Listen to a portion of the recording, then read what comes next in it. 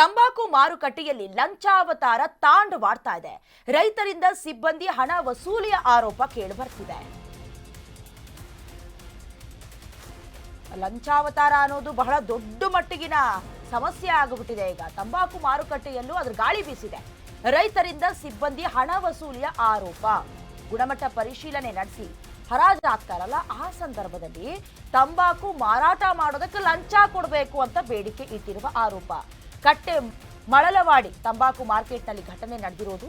ಮೈಸೂರಿನ ಕಟ್ಟೆ ಮಳಲವಾಡಿ ತಂಬಾಕು ಮಾರುಕಟ್ಟೆಯಲ್ಲಿ ಭ್ರಷ್ಟಾಚಾರ ಅಥವಾ ಲಂಚಾವತಾರದ ಆರೋಪ.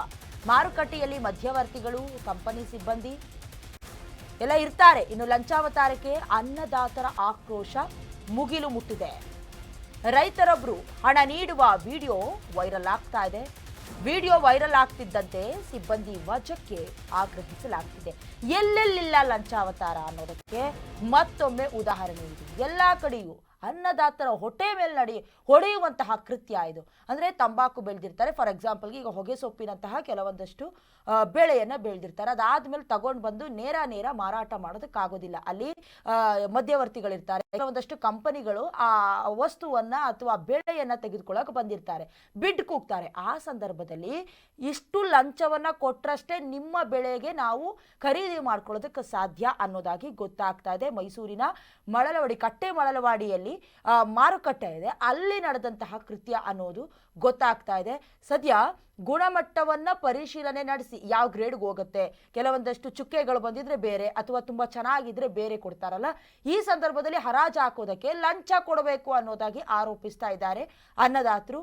ಈಗ ಒಂದು ಕಡೆ ಅಲ್ಲಿ ಗ್ರೋ ಮಾಡೋದಕ್ಕೆ ಅಥವಾ ಆ ಫಸಲು ಕೈಗೆ ಸೇರುವಷ್ಟರಲ್ಲಿ ಬಹಳಷ್ಟು ಲೋನ್ಗಳು ತೆಗೆದುಕೊಂಡಿರ್ತಾರೆ, ಅಥವಾ ಫಸಲು ಕೈ ಸೇರುವಷ್ಟರಲ್ಲಿ ಸಾಕಾಗೋಗಿರುತ್ತೆ.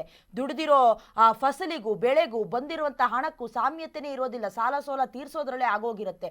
ಇದರ ಮಧ್ಯದಲ್ಲಿ ಲಂಚವನ್ನೂ ಕೊಡಬೇಕು ಅಂದರೆ ರೈತರ ಆತ್ಮಹತ್ಯೆ ಪ್ರಕರಣ ಈ ಕಾರಣಕ್ಕೆ ಆಗೋದು ಅನ್ನೋದು.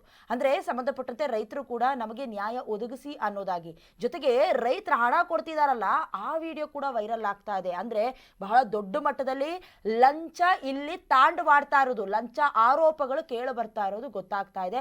ವಿಡಿಯೋ ವೈರಲ್ ಆಗ್ತಾ ಇದ್ದಂತೆ ಸಿಬ್ಬಂದಿ ವಜಾ ಆಗ್ಲೇಬೇಕು ಅನ್ನೋದಾಗಿ ಕೂಡ ಆಗ್ರಹ ಕೇಳ ಬರ್ತಾ ಇದೆ.